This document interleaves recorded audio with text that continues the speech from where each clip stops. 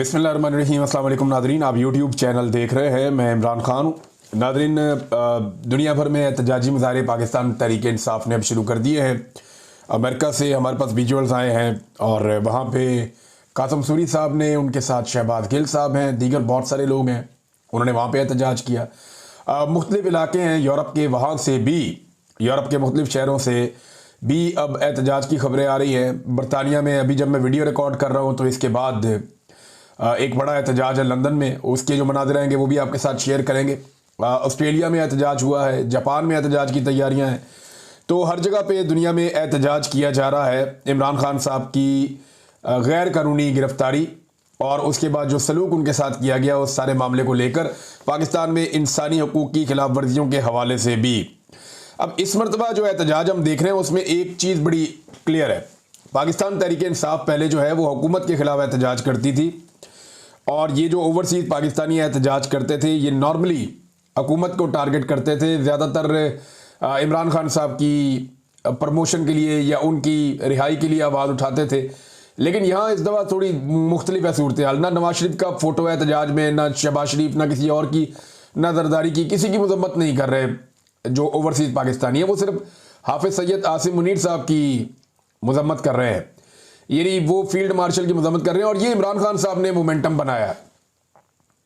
गुज़िश्ता इमरान खान साहब के अगर आप 1 दर्जन ट्वीट्स उठाकर देखें तो आपको ये बात महसूस हो जाएगी कि इमरान खान साहब ने अपना सारा जो बोझ है या अपना सारा जो निशाना है वो फील्ड मार्शल आसिम मुनीर की तरफ कर दिया है। और वो ये समझते हैं कि फील्ड मार्शल आसिम मुनीर की वजह से ही जो कुछ हो रहा है वो इस मुल्क में हो रहा है। और उनके बारे में बड़े सख्त बयानात भी इमरान खान साहब ने दिए हैं। तो अब ये लड़ाई, जैसे कि मैंने थोड़े दिन पहले आपको बताया था, ये इमरान खान वर्सेस आसिम मुनीर हो चुकी है।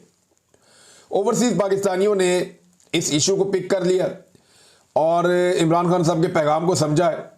और अब सारी की सारी फ़ोटोज़ वो लेकर जाते हैं, या इमरान खान की, या शहीद अरशद शरीफ की होती है कहीं पे, या पाकिस्तान तहरीक इंसाफ की एक छाप होती है, या हाफिज़ सैयद आसिम मुनीर साहब की फ़ोटोज़ वो लगाते हैं और वो प्रोटेस्ट के लिए लगाते हैं कि इनकी वजह से ये सारा कुछ हो रहा है। अब ये जो है वो एक अजीब सूरत हाल है पाकिस्तान की मिलिट्री एस्टेब्लिशमेंट के लिए। देखिए, पाकिस्तान की फ़ौज इस वक्त बड़े मुश्किल हालात से गुजर रही है और अब ये मुतालबा भी किया जा रहा है ओवरसीज़ पाकिस्तानियों की जानिब से, पाकिस्तान के अंदर भी हो रहा है, पाकिस्तान के बाहर भी ये बात हो रही है कि आर्मी चीफ की मुद्दत मुलाजमत नवंबर में मुकम्मल हो रही। अब ये चंद माह रह गए हैं, अगर 3 माह 4 माह, तो ये मुद्दत मुलाजमत मुकम्मल करके नया आर्मी चीफ अपॉइंट किया जाए। ऐसा लगता है कि शायद ये मुतालबा आने वाले दिनों में ज़ोर पकड़ेगा। वजह यह है कि फ़ौज बहुत सारे मुश्किल मराहिल से गुजर रही है। मुल्क के अंदर बड़े खौफनाक किस्म के हालात पैदा हो चुके हैं। बलूचिस्तान की सूरत हाल आपके सामने है, इसी तरह जो सूरत हाल खैबर पख्तूनख्वा के कबायली इलाकों की है वो आपके सामने है। ऐसी सूरत हाल में फ़ौज में एक ऐसा सिपह सलार होना चाहिए जो तमाम तबकात के लिए वो बिल्कुल न्यूट्रल हो या जो मुतनाज़ ना हो। लेकिन आसिम मुनीर साहब जो है वो पाकिस्तान की सबसे बड़ी पॉलिटिकल पार्टी की नज़र में मुतनाज़ दिखाई देते हैं। उनके एहतजाजों के अंदर, देखिए, पाकिस्तान के अंदर तो लोग नहीं कर पाते ना, जो उनकी फ़ोटो उठाएगा या उनके खिलाफ एहतजाज करेगा वो चाचा साजिद जैसा उसके साथ हाल हो जाएगा। उसने खड़े होकर बारिश में तंग आकर एक जुमला बोला था, उसको उठाकर ले गया, उसके साथ क्या किया गया। अहमद फरहाद साहब के साथ क्या किया गया। बाकी जो लोग पाकिस्तान में आवाज़ उठाते हैं उन्हें गायब किया जाता है, उन्हें तकलीफ दी जाती है। बहुत सारे लोगों के साथ ऐसा हुआ, ख़वातीन तक के साथ ऐसा होता है। अभी हाल ही में सनम जावेद साहिबा जो है उन्हें दोबारा गिरफ्तार किया गया, दोबारा उन्हें निशाने इबरत बनाने की कोशिश की गई। तो ये मामला सिर्फ इस पॉइंट ऑफ व्यू का है कि आप मिलिट्री एस्टेब्लिशमेंट के ऊपर उंगली नहीं उठा सकते। अब आसिम मुनीर साहब एक पाकिस्तान की सबसे बड़ी पॉलिटिकल पार्टी की नज़र में, हत्ता कि एमल वली खान साहब ने भी उन पर तनकीद की है, फजलुर रहमान साहब ने भी उन पर तनकीद की है और ख्वाजा आसिफ भी दूसरे अल्फाज में उन पर तनकीद करते हैं। पाकिस्तान में जितने सहाफ़ी हैं वो जो टाउट हैं बेशक, लेकिन वो भी खुलकर ये कहते हैं कि मिलिट्री एस्टेब्लिशमेंट ये सारा कुछ कर रही है और एक्चुअली वो सब आसिम मुनीर साहब की तरफ इशारा कर रहे होते हैं। तो अगर आसिम मुनीर साहब अपने वक्त पे रिटायरमेंट ले लेते हैं या वो रिटायर हो जाते हैं और एक एक्सटेंशन नहीं दी जाती तो ये मुल्क एक टेंशन से बच जाएगा। यानी ये एक्सटेंशन नहीं, एक तरह की टेंशन होगी और एक नई टेंशन क्रिएट हो जाएगी एक्सटेंशन क्रिएट होने की बजाय। लिहाजा ये अब एक मुतालबा है, ये मुश्किल फैसला है लेकिन ये लेना पड़ेगा पाकिस्तान को क्योंकि यहाँ पे जो भी आर्मी चीफ अपनी सीट पे आता है वो वापस जाना नहीं चाहता, वो इस ओहदे को छोड़ना नहीं चाहता। आपने देखा परवेज मुशर्रफ भी इस ओहदे को नहीं छोड़ना चाहता था, इसी तरह जनरल कियानी भी इस ओहदे को नहीं छोड़ना चाहता था, उसने एक्सटेंशन ली। फिर जनरल राहील शरीफ इस ओहदे को नहीं छोड़ना चाहता था, उसने बड़ी कोशिश की, उसको एक्सटेंशन नहीं मिली। फिर उसके बाद जनाब जनरल बाजवा इस ओहदे को नहीं छोड़ना चाहता था, वो तो एक मरतबा फिर एक्सटेंशन लेना चाह रहा था, हालांकि एक एक्सटेंशन उसको पहले मिल गई थी लेकिन फिर भी जाना पड़ा। अब ये आसिम मुनीर क्यों इस ओहदे को छोड़ना चाहेंगे, ये एक बड़ा सवाल है। कोई भी नहीं छोड़ना चाहता, लेकिन देखना ये होता है कि पाकिस्तान को और पाकिस्तान की अफवाज को क्या सूट करता है। इस वक्त तो हालात बहुत अजीब है। वो जो नारे पाकिस्तान के अंदर बाद लोग लगाते थे, अब हम दुनिया के अंदर सुनते हुए, यानी हम सुन रहे हैं, महसूस कर रहे हैं, तो ये फौज भी इस बात को ज़रूर महसूस कर रही होगी। दुनिया भर में एहतजाज की तरह नाजरीन पाकिस्तान के अंदर भी एहतजाज हो रहा है, जगह जगह पे हो रहा है, मोबिलाइजेशन हो रही है कि 5 अगस्त को लोग निकल आए। अब 5 अगस्त को लोग कैसे निकलेंगे, ये बड़ा सवाल है। देखिए सदीक जान ने एक बड़ी ज़बरदस्त बात की और ये मैं उनकी बात से इत्तफाक करता हूँ। पाकिस्तान के अंदर ना लोगों की अक्सरियत या 90-95% लोग वो ये चाहते हैं कि मुल्क में इनकलाब आए, मुल्क के हालात ठीक हो जाए। अगर 25 करोड़ में से चंद हज़ार थोड़े से लोग आप निकाल दें तो बाकी सारे लोग यही चाहते हैं कि पाकिस्तान में इनकलाब आ जाए, पाकिस्तान के हालात ठीक हो जाए, पाकिस्तान की हालत बदल जाए और सुधर जाए और पाकिस्तान की सियासत में इदारों की मुदाखलत बंद हो जाए, अवाम के मैंडेट का एहतराम किया जाए, यहाँ पे रूल ऑफ लॉ होना चाहिए, ये सब चाहते हैं। लेकिन इसके लिए प्रैक्टिकली लोग निकल नहीं रहे। यानी ज़हनी तौर पे सब तैयार हैं, सबको ये चाहिए, सबकी ये डिमांड है, लेकिन उसके लिए लोग बाहर नहीं निकलते। लोगों को लगता है कि उनकी जगह पे कोई और एफर्ट करे और उन्हें बैठे बिठाए इनकलाब मिल जाए, तो ऐसा होता नहीं है। अल्टीमेटली लोगों को खुद ये करना पड़ेगा, खुद निकलना पड़ेगा, खुद एहतजाज करना पड़ेगा, खुद हिस्सा लेना पड़ेगा। चाहे वो 5 अगस्त को निकले, 14 अगस्त को निकले, बार बार निकले, वक्तन फवक्तन निकलते रहें। अब पाकिस्तान तहरीक इंसाफ ने जो जलसों की इजाज़त मांगी, उन्हें अभी तक जलसों की इजाज़त नहीं दी गई, क्योंकि पाकिस्तान की मिलिट्री एस्टेब्लिशमेंट इस बात को समझती है कि अभी भी अगर कोई बंदे इकट्ठे करने की एबिलिटी किसी सियासी जमात में है या किसी सियासी जमात के लिए लोग धड़ाधड़ खुद बाहर निकल आते हैं, तो वो पाकिस्तान तहरीक इंसाफ है। ज़रा सा मार्जिन आप देंगे और अमन अमान कायम करेंगे और तहरीक इंसाफ के साथ जुल्म और बर्बरियत बंद करेंगे, तो ये पूरे पाकिस्तान में निकलेंगे। ये मिलिटेंट्स तो हैं नहीं, ये आम पॉलिटिकल लोग हैं। अब नाजरीन ने जो सरदार अब्दुल कयूम नियाज़ी साहब हैं, आज़ाद कश्मीर से पाकिस्तान तहरीक इंसाफ के रहनुमा, उनके छापे वापे मारे जा रहे थे, पूरी कोशिश की जा रही थी उनको गिरफ्तार किया जाए और उनको रोका जाए, क्योंकि उन्होंने वहाँ पे सफ़ीर कश्मीर इमरान खान को रिहा करो के नाम से एक रैली निकालने का ऐलान किया था, लेकिन वो गिरफ्तार नहीं हुए। और उसके बाद उन्होंने बड़ी तगड़ी रैली भी निकाली है, लोग बहुत बड़ी तादाद में उसके अंदर शामिल हुए, तो उन्होंने वो विजुअल शेयर भी किए हैं। नाज़रीन इस वक्त जब ये बात हो रही है कि क्या आर्मी चीफ को अपनी मुद्दत मुलाजमत में तौसीह लेनी चाहिए या उन्हें रिटायर होना चाहिए वक्त पर, तो एक खबर दी और वो खबर दी जनाब सुहेल बड़ाइच साहब ने। उन्होंने कहा जी फील्ड मार्शल के सदर बनने का प्रपोजल उनके पास मौजूद है। यानी हद नहीं होगी भाई, ये मुल्क कोई आइन और कानून के मुताबिक चलता है या मजाक बना हुआ है। यानी फील्ड मार्शल आसिम मुनीर साहब के सदर बनने का प्रपोजल उनके पास, कौन है जी उनको प्रपोजल दे रहा है? यानी ये किसकी जरूरत है कि जाए और जाकर के आर्मी चीफ को कि आप बन जाए सदर पाकिस्तान? क्यों भाई, मुल्क में मार्शल लॉ, तो इमरान खान साहब तो आसिम लॉ कहते हैं इसको, लेकिन ये बनाना रिपब्लिक ही बिल्कुल बना दिया आपने। क्या जिसका दिल करेगा, जिस कुर्सी पे बैठने को वहां जाके बैठ जाएगा। पाकिस्तान के अंदर आप बलूचिस्तान के हालात देखें, ज़ायरीन गुजर नहीं सकते सड़क पर से, गाड़ियां चलना बंद हो गई हैं बलूचिस्तान में, तमाम शाहराहों के ऊपर जो है वो लाकानूनियत है। आप खैबर पख्तूनख्वा में देखें, जगह जगह ऑपरेशन चल रहे हैं, कर्फ्यू का नाफिज किया गया है। अभी जो एक मीडिया रिपोर्ट आई, मैं देख रहा था, हरमीत सिंह साहब ने उसको शेयर भी किया, 500 खानदान अभी तक अपने घर बार छोड़कर जा चुके हैं। क्या खैबर पख्तूनख्वा के कबायली इलाकों के लोग कैंपों में ही रहेंगे और उनकी मादनियात, उनके वसाइल, उनकी सारी चीज़ें, उनकी जिंदगियां क्या वो ऐसे ही रुलती रहेगी? उन्हें कुछ नहीं मिलेगा। 500 खानदान जो है वो अभी नकल मकानी कर चुके हैं रिपोर्ट के मुताबिक, जबकि खैबर पख्तूनख्वा की हुकूमत ने कहा था ऐसा कुछ नहीं होगा।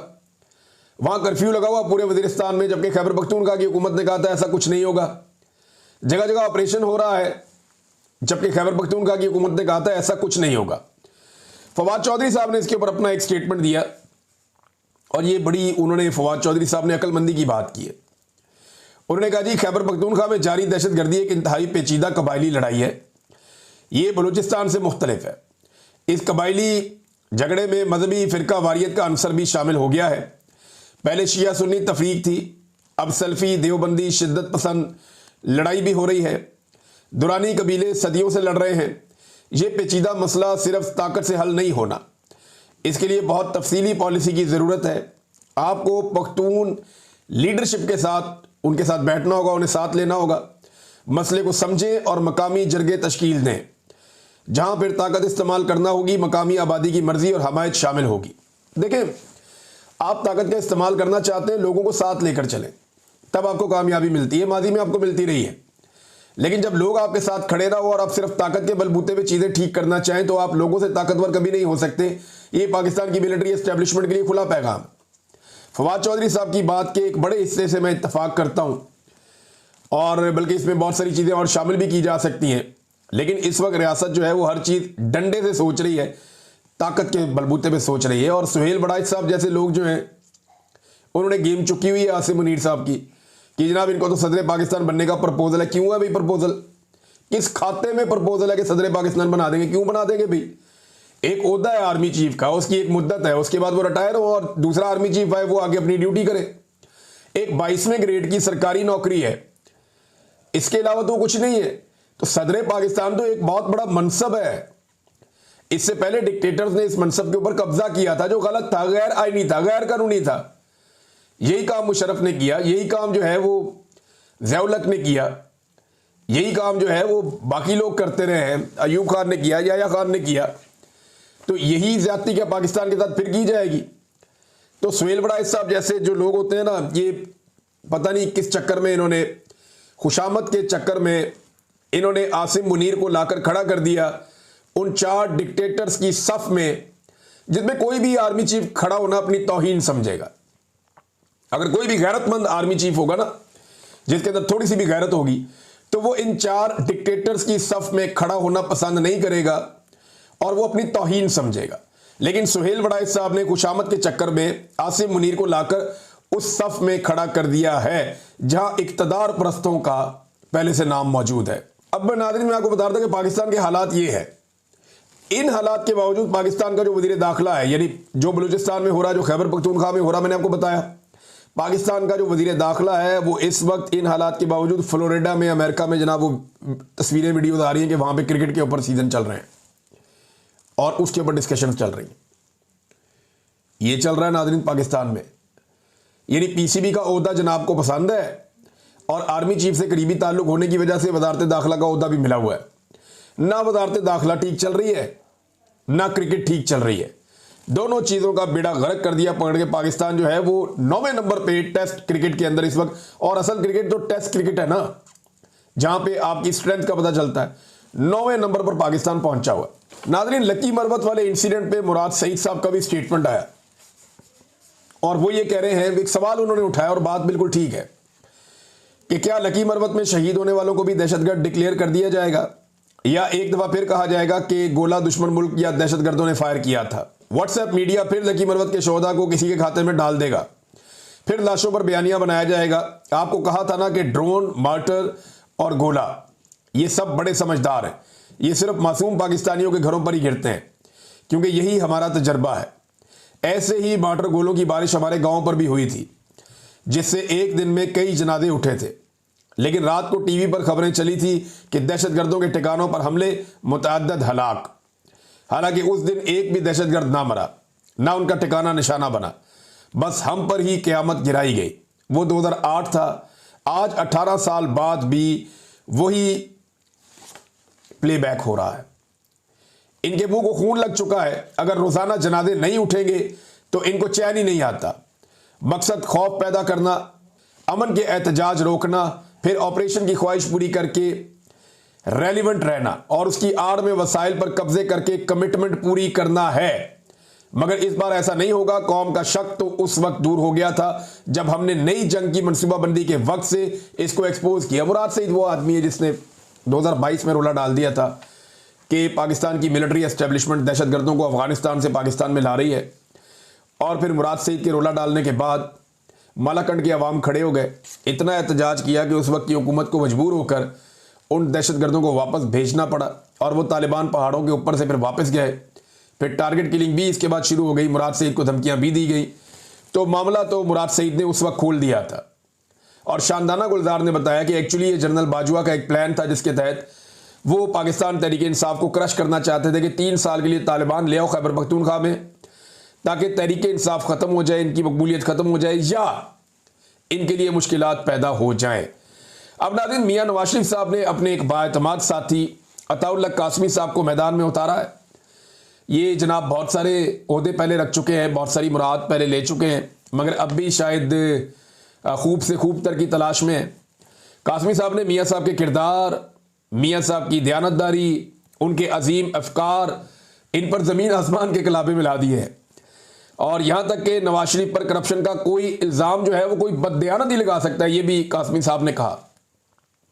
और ये भी कहा कि मैं उन्हें बहुत ऊंचे मुकाम पर देखता हूँ। शराफत और अजमत का पैकर मियां साहब को उन्होंने करार दे दिया। ये जितनी तारीफ़ें की है ना अताउल्लाह कासमी साहब ने, मुझे ऐसा लगता है कि शायद अब वो निशाने हैदर के चक्कर में है कि उन्हें अब निशाने हैदर मिल जाए, जितनी वो तारीफ़ें इस वक्त कर रहे हैं मियां नवाज शरीफ साहब की। देखिए ना, नवाज शरीफ साहब और इमरान खान साहब में इस वक्त फ़र्क क्या आया हुआ? वो 3 दफ़ा का वज़ीर आज़म है, इमरान खान सिर्फ 1 दफ़ा वज़ीर आज़म बने हैं। फ़र्क ये आया हुआ है कि इमरान खान को, जो पहला शख्स है इमरान खान, उसे अवाम से दूर कर दिया गया है और दूसरा शख्स है नवाज शरीफ, जिससे अवाम दूर हो गई है। यानी एक को अवाम देख नहीं सकती और दूसरे को देखना नहीं चाहती। एक की आवाज़ अवाम सुन नहीं सकती, आवाज़ बंद कर दी गई है। दूसरे की आवाज़ अवाम सुनना नहीं चाहती, अवाम कहती है कि बंद करो आवाज़। एक की तस्वीर नौजवान अपने हाथों से बनाते हैं, सड़कों के ऊपर, दीवारों के ऊपर अवामी फील्ड मार्शल लिख रहे हैं।